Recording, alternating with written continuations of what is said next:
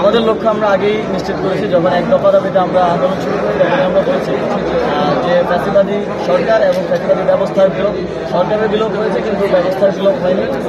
এই ব্যবস্থার বিলোপ করাই এই সরকারের প্রধান লক্ষ্য হবে এবং প্রাথমিকভাবে দেশের ল অ্যান্ড অর্ডার এনফোর্সমেন্ট এবং এই আমাদের আন্দোলনে যে সহস্রাধিক শহীদ রয়েছেন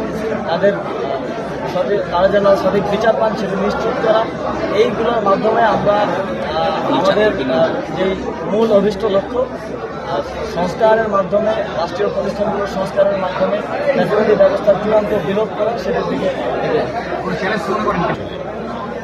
সময়ের ব্যাপারটা আসলে এখন বলা মুশকিল।